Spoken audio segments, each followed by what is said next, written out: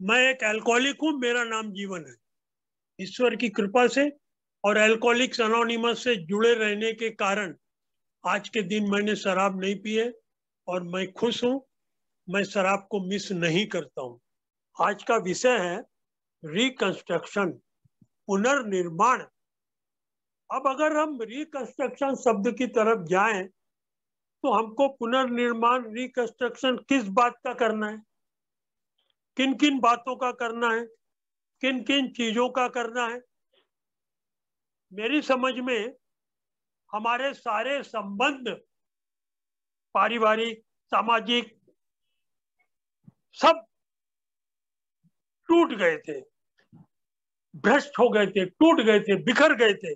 हमारी सारी पर्सनालिटी, व्यक्तित्व, हमारी सोच, हमारी सारी मानसिकता, हमारी आध्यात्मिकता, हमारा परिवार, सबसे हमारे संबंध या तो टूटे थे या खराब हो गए थे या टूटने की कगार में थे। हम खुद अपनी नजरों में गिर चुके थे। इंसान सारी दुनिया की नजरों में गिर जाए फर्क नहीं पड़ता, लेकिन जब वो खुद अपनी नजरों में गिरता है तो बहुत बड़ा फर्क पड़ता है। हमें अपनी नजरों में उठना है। सारी बिगड़ी हुई बातों का, सारे बिगड़े हुए संबंधों का, हमारी पर्सनैलिटी का, हर चीज का रिकंस्ट्रक्शन करना है, पुनर्निर्माण करना है। किस्मत से और नसीबों से हमारे पास 12 कदमों का एक कार्यक्रम है जो ये कर सकने में सक्षम है, प्रोवाइडेड हम सारी बातों को समझे। मुझे बहुत अच्छे से याद है, मैं 1.5 साल सोबर था। आज से 35 साल पुरानी बात बता रहा हूँ। उस समय नागपुर में 2 ही ग्रुप थे। मुझे मेरे ग्रुप का चेयरमैन चुना गया था। तो बंबई से एक मेंबर आए थे और मैं बार बार पढ़ रहा था 12 suggestive steps of recovery, 12 suggestive steps of recovery. ये सिर्फ सुझाव है, ये सिर्फ सुझाव है। बाद में मैंने उनको कुछ बोलने के लिए बुलाया तो उन्होंने इनडायरेक्टली मेरे को करेक्ट किया। उन्होंने कहा एक ही किताब में सुझाव शब्द एक अल्कोहलिक की मानसिकता को देखकर लिखा गया है, क्योंकि अल्कोहलिक किसी भी किस्म से जोर जबरदस्ती को कबूल नहीं करेगा। कोई जोर जबरदस्ती उसके साथ नहीं की जा सकती। इसलिए ए ने उसको सुझाव शब्द करके लिखा है। जैसा हार्ट स्पेशलिस्ट सुझाव देता है अपने पेशेंट को, इन बातों का ख्याल रखना, नहीं तो हार्ट अटैक फिर से आ सकता। अगर उसने उन सुझाव को नहीं माना तो फिर उसका फिर से हार्ट अटैक भी आ सकता है। ए ने बहुत सी बातें बहुत से तरीकों से घुमा फिरा कर लिखी है। जैसे कि सेकंड स्टेप में, पहला स्टेप तो हम ले लेते हैं admitted that I am powerless over alcohol. हमको हार मानने में कोई तकलीफ नहीं होती। फिर एक ऐसा कहना है कि हम 50% लोग ए में पहले दिन से आ जाते हैं, क्योंकि वो 50% लोग वो हैं जो शराब से हार को अपनी कबूल कर लेते हैं। तो पहली स्टेप हमने ले ली, हम ए में रुक गए। हम उन 50% लोगों में से थे कि जिसने अपनी हार को कबूल कर लिया। सेकंड स्टेप में ए ने बड़ी खूबी से लिखा है, came to believe that a power greater than ourselves could restore us to sanity. Sanity शब्द इतनी जल्दी समझ में नहीं आएगा, लेकिन सैनिटी शब्द को जब हम उल्टा करके देखेंगे तब वो हमारी समझ में आएगा। सैनिटी का उल्टा क्या है? इनसैनिटी। शराब के मामले में हम पागलपन की स्थिति पर पहुंच गए थे और शराब ने हमको पागल बना दिया था। हम पागल हो गए थे। ए ने डायरेक्टली नहीं लिखा कि हम पागल हो गए। शराब ने हमको इनसैनिटी की स्थिति में ले आई थी और उच्च शक्ति हमको सैनिटी में ला सकती। ए ने हर जगह बारीकी से एक एक शब्द को अच्छे से समझा कर लिखा है, प्रोवाइडेड हम उसको समझे। फॉर एग्जाम्पल स्टेप 5 में लिखा है exact nature of our wrongs admitted to God to another human being, exact nature of our wrongs, exact word पे जोर दिया है, यानी हमको पूरी बातें एग्जैक्ट जो हुआ है उन चीजों को कबूल करना है। ये एक एक बात में स्टेप 6 में जैसे लिखा है वेयर एंटायरली रेडी, एंटायरली शब्द पे जोर दिया है, हमको समझना पड़ेगा entirely ready to live our God to all these defects of character. अभी क्या है कि जब मैं ये 5वें 6वें 7वें कदम पे काम कर रहा था, उस वक्त भी मैं कंफ्यूज हुआ था बहुत सी। स्टेप 8 में कहा है कि हमने सभी व्यक्तियों की सूची बनाई और सभी की क्षतिपूर्ति करने को तैयार इच्छुक हुए, सभी ऑल शब्द पे जोर दिया, यानी हम किसी को छोड़ नहीं सकते, हम किसी को छोड़ नहीं सकते। 10वें कदम पे हमने आत्म परीक्षण करना जारी रखा, हर जगह हमने तुरंत उसे कबूल किया। तो ए ने हर जगह पूरे तौर पर काम करने को कहा है। ए कहती है और पुराने लोग भी कहते हैं कि पहला कदम 100% लेना है। क्यों भाई, पहला कदम ही 100% क्यों लेना है, बाकी 100% क्यों नहीं लेना है? मेरी समझ में इसका एक ही उत्तर आता है कि अगर पहला कदम हम 100% नहीं लेंगे तो जल्दी ही लोगों को पता चल जाएगा। कैसे पता चल जाएगा? हमारी स्लिप हो जाएगी और लोग कहेंगे इसका पहला कदम मजबूत नहीं था इसलिए ये स्लिप हो गया।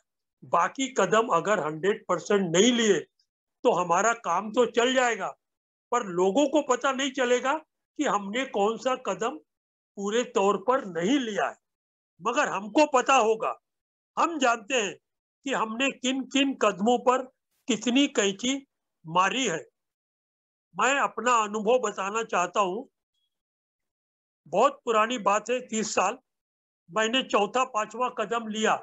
उस समय तो ये जो हमने फॉर्मेट बनाए हैं, पेयर का, रीजनमेंट का चार्ट बनाया है, हार्म डन टू अदर्स का, तो ये सब उस समय नहीं थे, और थे भी तो किताबों में थे, किसी ने मेहनत करके वो चार्ट बनाया नहीं था। और तो हमको तो हमारे स्पॉन्सर ने कहा 200 पेज की कॉपी ले लो और उसमें लिखो, एक ही साइड में लिखना, एक साइड छोड़ देना। मैंने कहा एक साइड क्यों छोड़ना?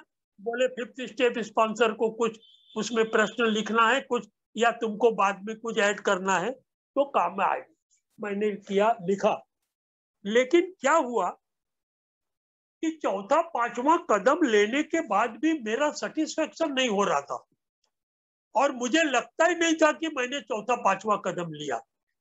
और उस समय जब नई जीएसओ, मैं 86 में ए में आया, 87 में जीएसओ बनी, तो पहले शुरू में हर 6-6 महीने में हर नए शहर में एक ही कॉन्फ्रेंस होती थी, और वो कॉन्फ्रेंस जो थी वो उसमें ऑब्जर्वर भी अलाउड थे, तो बहुत लोग आते थे। मैं चंडीगढ़ भी 2001 के आसपास आया था। उस समय मैं नागपुर से डेलीगेट था, तो सेक्टर 31 में हमारे ऑफिस का गेस्ट हाउस है, वहां ठहरा था। तो चंडीगढ़ भी मैं आ चुका हूँ। ये तो मैं हर 6 महीने में जाता था उस कॉन्फ्रेंस में। तो वहां पर फिर मैंने एक ओल्ड टाइमर से पूछा, मैंने कहा सर, मैंने चौथा 5वां कदम लिया है, मगर मुझे अंदर से लगता ही नहीं कि मैंने चौथा 5वां कदम लिया है। I am not satisfied. मेरा चुनाव सही था। वो व्यक्ति बहुत अनुभवी थे। उन्होंने बोला, जीवन, जो तुमने चौथा 5वां कदम पहली बार लिया है, वो it was a fashionable 4th step, और fashionable 4th and 5th step तुमने पूरा नहीं लिया, अच्छे से नहीं लिया, तुमने अच्छे से नहीं लिया, पूरा नहीं लिया, इसलिए तुम्हारा सेटिस्फेक्शन नहीं हो रहा है। अभी फिर से लो। फिर उन्होंने अमेरिका की 4th step magazine, 5th step magazine ए की मुझे दी। उसमें एक एक बात, एक एक वर्ड समझा के लिए गए। लिखे गए थे। सर्चिंग यानी खोज खोज कर, जैसे सर्च लाइट से जंगल में सब दिख जाता है, उसी प्रकार सर्चिंग, फियरलेस। उन्होंने कहा तुमने जो बातें डर कर छोड़ दी वो रह गई, फियरलेस होकर खोज खोज कर लिखो। हमें सही व्यक्ति ए में मिलना चाहिए और हमको सही तरीके से समझाने वाला मिलना चाहिए। मैं बहुत नसीबवान हूँ, शुरू के दिनों में मुझे बहुत अच्छे अच्छे लोग समझाने वाले मिले। मेरा स्पॉन्सर वो भी बहुत अच्छा था, और मेरा ग्रैंड स्पॉन्सर, जैसे लोगों को अपना ग्रैंडफादर बहुत पसंद आता है, उसी तरह मेरी अपने ग्रैंड स्पॉन्सर से बहुत अच्छी पटती थी। तो वो बम्बई में रहते थे। तो मेरा स्पॉन्सर भी बहुत अच्छा था, और मेरे स्पॉन्सर ने शुरू में देखा जीवन किताब में से पढ़ के आता है और पूरी आके वही बातें शेयरिंग में पूरी की पूरी बोलता है। एक दिन मेरे स्पॉन्सर ने मुझे बुलाया और समझाया कि जीवन, ये टेक्स्ट बुक शेयरिंग मत किया करो। मैं समझ तो गया टेक्स्ट बुक शेयरिंग का क्या मतलब होता है, फिर भी मैंने उनसे पूछा फिर कैसे शेयरिंग करूं। बोले तुम्हारा अनुभव बेस, तुम्हारा वो है उसका, तुम्हारा अनुभव उसका बेस होगा। दूसरों का अनुभव, तुम्हारा अनुभव, एक ही किताबों में बहुत सी जगह बहुत सी बातें लिखी हैं, सारी चीजों को लेकर मिक्स करो, मिक्सिंग ऑफ थॉट्स, और मिक्सिंग ऑफ थॉट्स के बाद तुम्हारी ओरिजिनल शेयरिंग तैयार होगी, जिसमें मेन तुम्हारा पर्सनल अनुभव रहेगा। तो वो उस प्रकार से तुम शेयर करना, ये टेक्स्ट बुक शेयरिंग मत किया करो। मेरा एक दोस्त भी था, वो टीचर था, तो एक बार वो अपने स्कूल के बच्चों की, वो हाई स्कूल का टीचर था, तो वो जांच रहा था। मैंने कहा ये तुम नंबरिंग कौन से हिसाब से करते हो? बोले ऐसा है जीवन भाई कि ये जो लिखा हुआ है इससे हमको पता चल जाता है कि उसने टेक्स्ट बुक में से पढ़ के लिखा है कि गाइड में से पढ़ के लिखा है या अपने मन से नोट्स बनाकर लिखा है। तो ये हमको पता चल जाता है पढ़ के। तो जो अपनी सबसे ज्यादा मेहनत करके पर्सनल नोट्स बना के लिखता है उसको हम ज्यादा नंबर देते हैं, जो गाइड में से लिखता है उसको, और जो किताब की बातें दोहरा देता है उसको हम कम नंबर देते हैं। तो ये सब हमको पता चल जाता है, सुनने वाले को भी, ये कहाँ कौन सी बातें बोल रहा है। तो हमको अपना अनुभव शेयर करना चाहिए। एक ही किताब में भी लिखा है वी शेयर अवर एक्सपीरियंस। तो मैं जब चौथा पांचवा कदम कर रहा था और लिखने के बारे में काम करने से मैं कतरा रहा था, बार बार बहाने बना रहा था, तो मेरे 5th स्टेप स्पॉन्सर ने मुझसे कहा था कि जीवन भाई, जो काम तुम करने को नहीं डरे वो लिखने को डर रहे हो। क्योंकि मैंने उनसे कहा था कि सर मैं आपको पूरी बातें नहीं बताऊंगा, कुछ बातें मैं आपको ओरली बता दूंगा। तो उन्होंने कहा नहीं, लिखो। वो काम करने को तुम नहीं डरे, अभी लिखने में क्यों डर रहे हो? फिर उन्होंने मुझे समझाया कि तुमने जो भी गलतियां की हैं वो सब ह्यूमन एरर्स हैं, वो सारी गलतियां पहले एक सदस्य कर चुके हैं। तो फिर मुझे लिखने में भी कोई डर नहीं रहा। और फिर जब मैंने 5th स्टेप लिया था अपने ग्रैंड स्पॉन्सर के साथ, तो मैं उस समय एक एक शब्द के बारे में पूछ रहा था। तो मैंने यहाँ पर अपने स्पॉन्सर से पूछा था, एक कहती है कि 5th स्टेप जो लेना है वो किसी अनुभवी व्यक्ति के साथ लेना है। तो मैंने कहा अनुभवी कौन? तो उसने कहा अनुभवी वो जिसने चौथा पांचवा कदम लिया है। तो मैंने अपने ग्रैंड स्पॉन्सर के साथ लिया था, और फिर जब मैं उनसे बात कर रहा था तो मैंने उनसे धीरे से कहा, सर इस बात को गौर से सुनिएगा। मैंने उनसे कहा सर इस बात को अपने तक रखिएगा, किसी को बताइएगा नहीं। तो मेरे ग्रैंड स्पॉन्सर ने कहा जीवन, वो बंबई के थे, उन्होंने कहा जीवन बिंदास रहो, ये सारी बातें तुम्हारे और मेरे बीच में रहेगी। मैं इसमें से कोई भी बात अपनी वाइफ को भी नहीं बताऊंगा, मैं अपनी वाइफ की नजरों में भी तुमको नहीं गिराऊंगा, क्योंकि उनको मालूम था कि मैं ट्रंक कॉल करता था, मैं घर में फोन करता था उनके, तो उनकी वाइफ फोन उठाती थी। बोले मैं अपनी, और जब मैं बंबई जाता था तो उनके घर जाता था। तो उन्होंने बताया कि मैं अपनी वाइफ को भी नहीं बताऊंगा, उसकी नजरों में भी तुमको नहीं गिराऊंगा। उस दिन मैंने सीखा कि एनोनिमिटी क्या कहती है। किसी भी बात को, किसी ने भी हमको बताई हुई बात को अपने अपने तक ही रखना है। बहुत से रिकंस्ट्रक्शन पर हम आसानी से काम कर लेते हैं, जैसे स्टेप 1 शराब को छोड़ना, वो हमारे तक सीमित है, हमने हार मान ली। स्टेप 2 उच्च शक्ति की मदद लेना, वो भी हम हार मान लेते हैं शराब से, इसलिए हमारे लिए आसानी है, खाली हमको करना है। स्टेप 3 ईश्वर की इच्छा को स्वीकार करना, जो भगवान की इच्छा है, जो कुछ भी कम ज्यादा है हमारी जिंदगी में, उसके लिए हम तैयार हैं। स्टेप 3 भी हम कर लेते हैं। चौथे 5वें कदम में भी हमारे को अड़चन नहीं है, हम हैं, हमारा स्पॉन्सर है। सारी गलतियां लिखना, स्वीकार करना।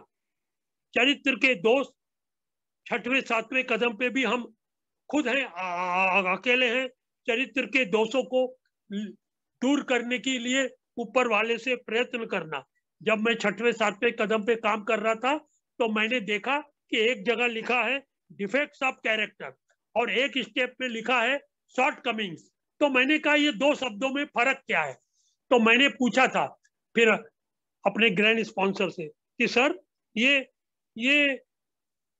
डिफेक्ट्स ऑफ कैरेक्टर और ये शॉर्ट कमिंग्स, ये दो अलग अलग क्यों लिखा है, इसका क्या मतलब है? तो उन्होंने कहा कि हमारे जो कैरेक्टर डिफेक्ट्स जो हमारी कमजोरी बन जाते हैं, जैसे किसी की कमजोरी पैसा है तो वो पैसा वो जानता है ये डिफेक्ट्स ऑफ कैरेक्टर है, लेकिन वो पैसे के लिए किसी भी हद तक जा सकता है क्योंकि पैसा उसकी कमजोरी है।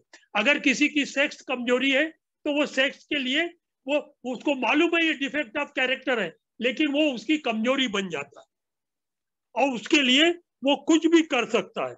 और इस तरह से 7वें कदम तक, और 7वें कदम पे भी ये कहती है कि हमने भगवान से प्रार्थना की, मैं तैयार हूँ, मेरी बुराई अच्छाई सब आपके हवाले करता हूँ, मेरे सारे चरित्र के दोषों को निकाल दो, जैसा हमको पहले दूसरे कदम पे अनुभव था।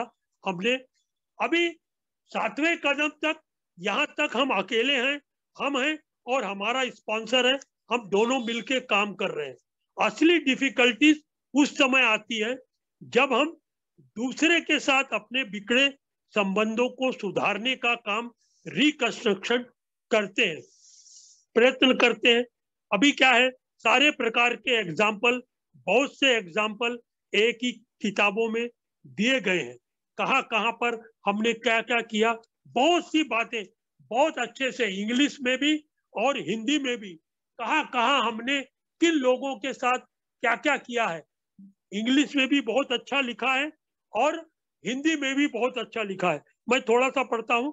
But he is yet a long way from making good to his the wife और parents whom for years he has so shockingly so and he has and hum Sarabi has so shockingly treated, passing all understanding is the patient mother and wives have had with alcoholics. Had this not been so, many of us would have no homes today, would perhaps be dead. हम मर गए होते, घर नहीं होता, परिवार के सदस्यों ने, माँ ने, वाइफ ने हमको इतना संभाला। The alcoholic is like a tornado roaring his way through the lives of others. हम दूसरे के हृदय में दूसरों को रौंदते हुए जी रहे थे। Hearts are broken, sweet relationships are dead, affections have been uprooted, selfish and inconsiderate habits have kept the home in turmoil. We feel a man is unthinking when he says that sobriety is enough. खाली हम ए में आ गए, शराब नहीं P रहे हैं तो ये काफी नहीं है, ये सोबराइटी नहीं है। उसको ड्राई सोबर कहते हैं कि बस खाली शराब नहीं पी रहे। एक ही किताब में भी लिखा है 2 स्टेपर, पहला कदम लिया, दूसरे कदम का आधा हिस्सा ऊपर वाले से प्रार्थना की और वहां से मारा जंप 12वें कदम के आधे हिस्से में कि हम सारे लोगों को सुधार देंगे। 2 स्टेपर भी सोबर रहता है। लेकिन अगर अच्छी सोबराइटी चाहिए, अगर हम रिकंस्ट्रक्शन करना चाहते हैं तो yes, there is a long period of reconstruction ahead. We must take the lead. A remorseful mumbling that we are sorry won't fill the bill at all. We ought to sit down with the family and frankly analyze the past as we see it. अभी बहुत कुछ लिखा है, मैं सिर्फ एक example दे रहा था कि कितने अच्छे थे, इंग्लिश में भी उतने अच्छे से लिखा है और इंग्लिश में भी बहुत अच्छे से लिखा है. The spiritual life is not a theory, we have to live it. हमको उसके ऊपर चलना पड़ेगा. खाली बोल रहे हैं, खाली सुन रहे हैं, खाली बोल दिया, ये कर दिया तो वो काफी नहीं है. ए में कोई अगर अच्छा बोलता है, इसका ये मतलब नहीं है कि वो उसके ऊपर चलता है बहुत अच्छे से. ए में कदमों पे बोलना अलग है और कदमों पे चलना अलग है. ये बात मैंने बहुत साल पहले सीखी थी, जब मैं 3 साल सोबर था. 1989 की बात है. हमने नागपुर में जीएसओ कॉन्फ्रेंस का वेन्यू दिया था और नागपुर में जीएसओ कॉन्फ्रेंस थी.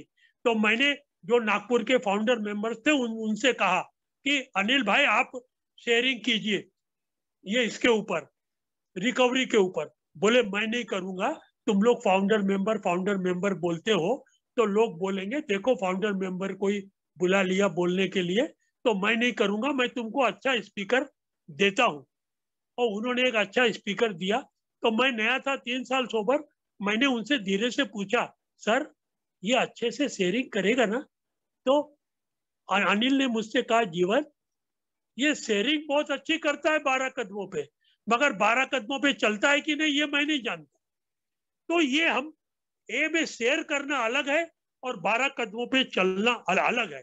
1 से 9 कदम लिखे जाने के बाद जब ए के ये कदम लिखे तो हमको 8वें 9वें कदम पे बाहर के लोगों से माफ कर. जब 8वें 9वें कदम पे काम कर रहा था तो मेरे स्पॉन्सर ने समझाया कि जीवन भाई माफी एक तरफा नहीं होगी, माफ करना भी पड़ेगा और माफी मांगना भी पड़ेगा.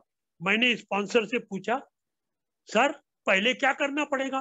तो उन्होंने कहा पहले माफ करना पड़ेगा.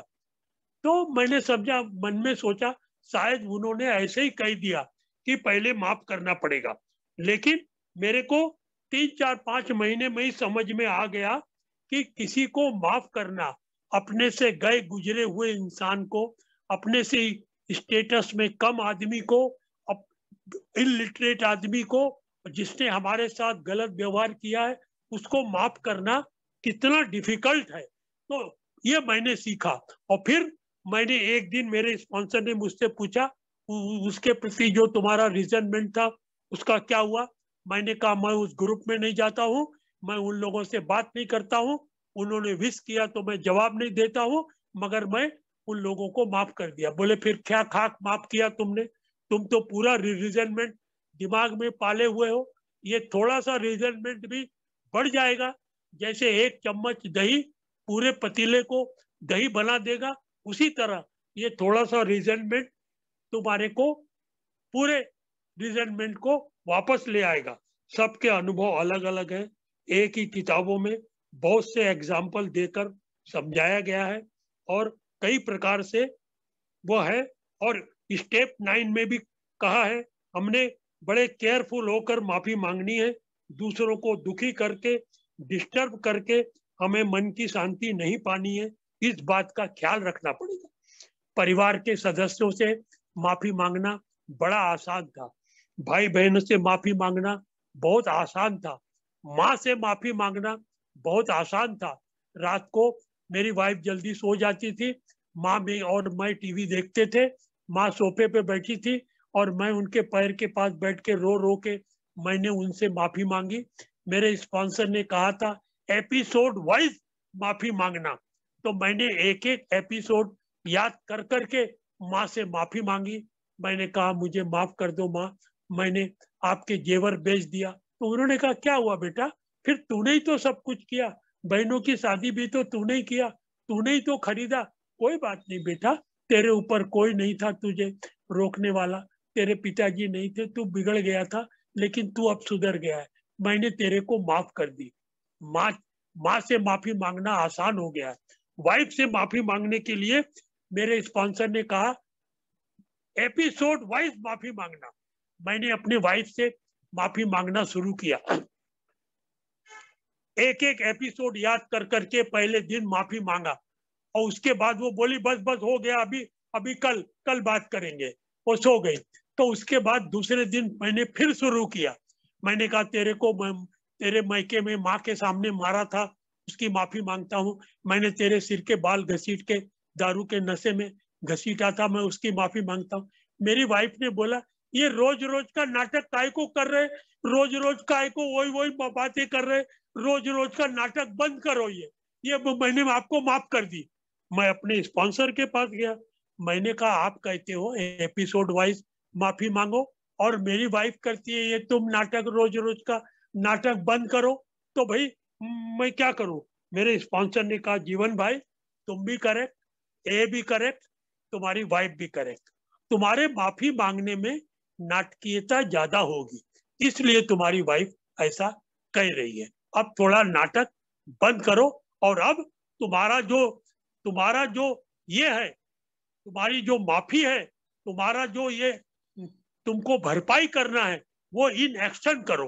तुमने माँ को और वाइफ को जो इतना ज्यादा दुख और तकलीफ दिया, उसकी भरपाई यही होगी कि तुम अपनी माँ को और अपनी वाइफ को ज्यादा से ज्यादा खुशी दो।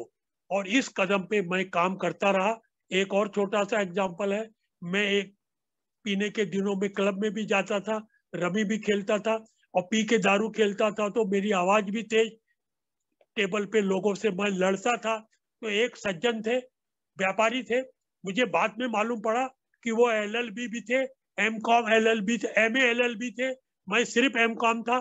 तो वो बड़े अच्छे से सबको समझाते थे, जान दो मत बोलो, चुप रहो, जान दो, इशारा करके बोलते थे, पिया हुआ है छोड़ दो। तो मैं उनके ऊपर बहुत नाराज होता था। आखिरी में एक दिन मुझे वो शहर में कहीं मिल गए, तो मैंने सोचा इनसे माफी मांग लेनी चाहिए। वो हंसे, मैंने उनसे कहा सर मैं आपसे माफी मांगना चाहता हूँ, मैंने पीना भी छोड़ दिया और जुआ खेलना भी छोड़ दिया। वो बहुत खुश हुए, और उसने मुझे गले से लगा लिया, बहुत खुश हुआ। बोले आप जैसा पढ़ा लिखा आदमी वहां आता था, और इस प्रकार लोग आपके ऊपर हंसते थे, मजाक करते थे, मुझको अच्छा नहीं लगता था, मैं लोगों को रोकता था। वो कदम 1 से 9 कदम लिखने के बाद, बगैर किसी प्लानिंग के, स्पॉन्टेनियसली, यकायक सबके दिमाग में ख्याल आया। एक्चुअली बिग बुक खाली बिल डब्ल्यू ने अकेले ने नहीं लिखा है, बिग बुक लिख के लाता था, उसके ऊपर ग्रुप में उस पैराग्राफ के ऊपर, उस पेज के ऊपर डिस्कशन होता था, और उसके ऊपर आखिरी में टाइप करके दूसरे शहर को भी भेजा जाता था, और फिर जब वो फाइनलाइज होता था तब उसको फाइनल किया जाता था। एक ही किताबों में भी लिखा है कि बिल डब्ल्यू ने सेकंड स्टेप में गॉड शब्द लिखा था, और हैंक पी ने उसका विरोध किया था कि ये गॉड शब्द क्यों लिखा गया, और आखिरी में ग्रुप कॉन्शियस से वो गॉड शब्द को निकाल के हायर पावर लिखा गया। और बिल डब्ल्यू ने बाद में एडमिट किया कि I am thankful to Hank P, कि वो उसमें हमने गॉड शब्द को हटाकर हायर पावर लिखा, तो दुनिया में भगवान को नहीं मानने वाले भी लाखों लोग ए में आए। तो ये प्रॉमिसेस लिखे गए। उसके बाद ये सब ये करने के बाद प्रॉमिसेस लिखे गए। प्रॉमिसेस का पहले ही शब्द, मैं पूरे प्रॉमिसेस नहीं पढ़ूंगा। If we are painstaking about this phase of our development, कौन सा फेज, ये 1 to 9, 1 से 9 कदम लिखने के बाद लिखा गया। पेज टेकिंग यानी हम मदद करेंगे, हम जब मेहनत करेंगे इसके ऊपर, तो हम ताज्जुब हम फुल हो जाएंगे, हमको बड़ा ताज्जुब होगा, हम अचंभित रह जाएंगे कि हम आधा रास्ते ही चलेंगे, हम थोड़े से भी मेहनत करेंगे तो भी हमको सब कुछ मिलेगा। हमको we are going to know a new freedom and new happiness, we will not regret the past, not regret the past. यानी चौथे 5वें कदम में हमने पुरानी बातों को लिखा है, और हमने उसकी माफी मांगी है, और उसकी भरपाई की है, तो उसको भी हम ये नहीं करेंगे। तो ये सारी जो ये प्रॉमिसेस हैं, ये हमारे कदमों पे हम काम करेंगे तो ये सब फुलफिल हो सकते हैं। प्रोवाइडेड हम उसके ऊपर मेहनत करें, और उसके ऊपर जब हम मेहनत करेंगे तभी हमको वो सब कुछ हासिल हो सकता है। मैं अपना एक अनुभव और बताना चाहता हूँ कि जब मैं स्टेप्स के ऊपर काम कर रहा था, और खास तौर से मैं मेरी बहन का एक प्रॉब्लम था। मेरा बहनों भी अल्कोहलिक था, मैं भी अल्कोहलिक था, नया नया था। मेरे ग्रैंड स्पॉन्सर को सारी बातें मालूम थी, और फिर मैं उनकी राय लिया करता था। और एक दिन बहुत बड़ी नौबत आ गई थी। मैं अपनी बहन को जोर दे रहा था तलाक लेने के लिए, और हमारे घर में बहुत बड़ा भूकंप आया हुआ था, और मेरी माँ और मेरी वाइफ मैं जो बोलता था उसको नहीं मानते थे, नहीं कहना चाहते थे, और बहुत कुछ हमारे यहाँ प्रॉब्लम थी हमारे परिवार में। और जो मेरा ग्रैंड स्पॉन्सर था, बंबई में रहता था, उसको मेरी प्रॉब्लम पूरी मालूम थी।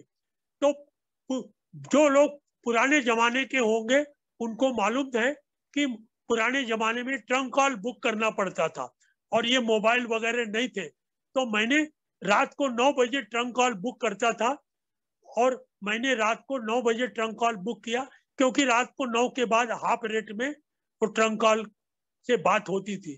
तो मेरे जो ग्रैंड स्पॉन्सर थे अनिल जी, उनकी वाइफ ने फोन उठाया, और वो बोली कि वो नहीं है, वो अभी आए नहीं है, कल तू जीवन फोन करना यही टाइम, मैं उनको जल्दी आने कहूंगी। और उस दिन मैं रात को सो नहीं पाया। मेरे घर में बहुत झगड़ा तांडव भूकंप मचा हुआ था। दूसरे दिन मैंने दोपहर को फुल रेट में, ट्रंक कॉल का फुल रेट बहुत महंगा होता था दिन में, तो वो मैंने बुक किया।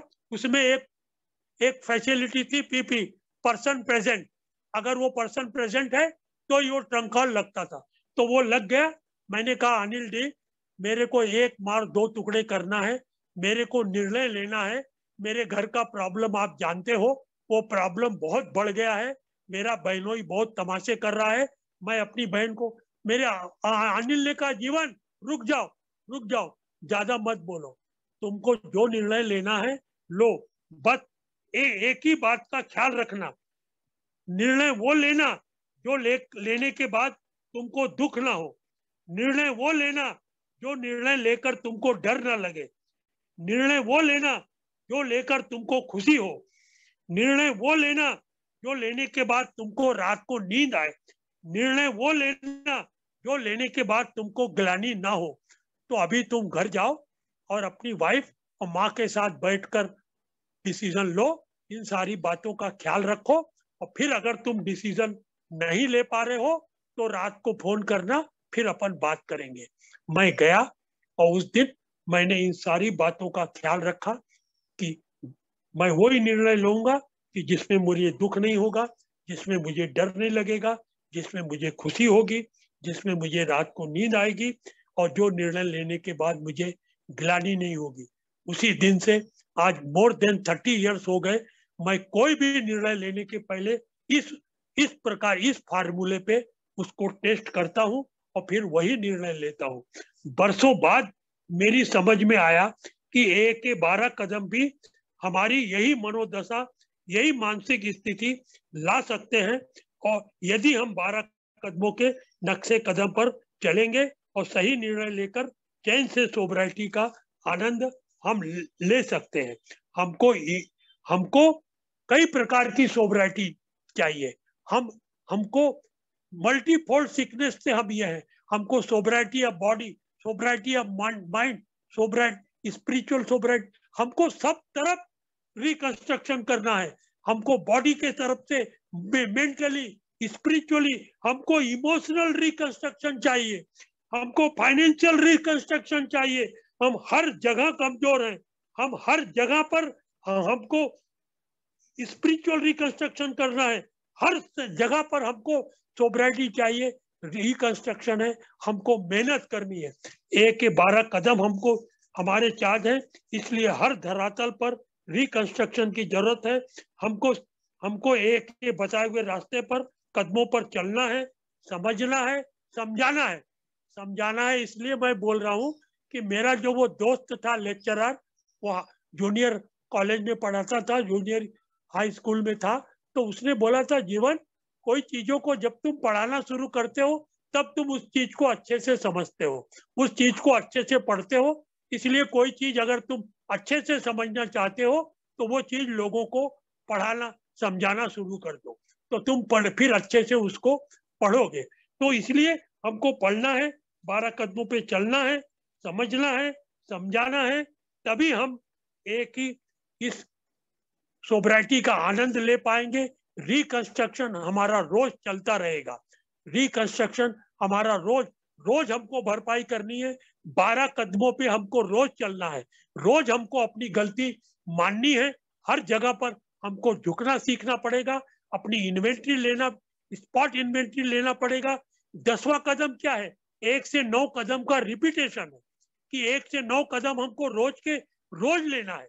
आज हमारी कोई गलती हो गई तो आज के आज हम स्पॉट इन्वेंट्री लेंगे, आज के आज when we admitted when we were wrong, continue to take personal inventory। 1 से 9 कदम फास्ट मोड में हमको 10वें कदम पे लेना है, वो लेंगे तो रोज के रोज हम चैन की नींद सो पाएंगे। हमने किसी के साथ गलती की तो हम उससे माफी मांग लेंगे, वो भी चैन की नींद सोएगा, हम भी चैन की नींद सोएंगे।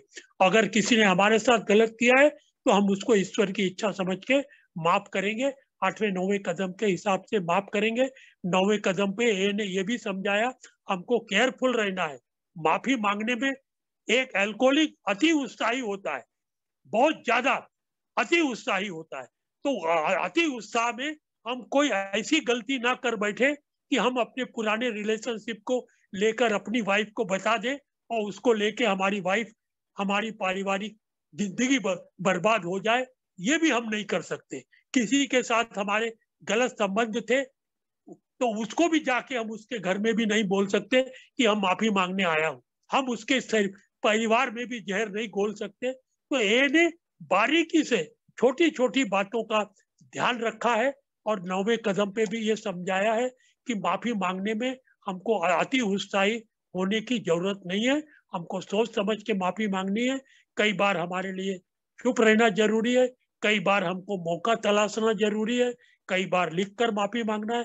सारी बातें हैं, हमको बार बार पढ़ना पड़ेगा, समझना पड़ेगा, पूछना पड़ेगा और उसके ऊपर अमल करना पड़ेगा। अगर हम 12 कदमों पे अमल करेंगे तो हमारा रिकंस्ट्रक्शन जारी रहेगा और हमको चैन की नींद मिलेगी। मैं समझता हूँ कि जितना संभव था मैंने बोलने की कोशिश की है, और समय भी, मुझे ज्यादा देर बोलने की आदत नहीं है, आदत है लेकिन मैं बोलना नहीं चाहता हूँ, क्योंकि ज्यादा देर बोलने के बाद जो स्पीकर रहता है वो अपनी बात को रिपीट करता है और मैं इसका शिकार हो चुका हूँ, आज भी हुआ हूँ। इसलिए मैं ज्यादा देर न बोलने के पक्ष में हूँ न सुनने के पक्ष में हूँ। तो मैं समझता हूँ अब मुझे रुक जाना चाहिए। Thank you.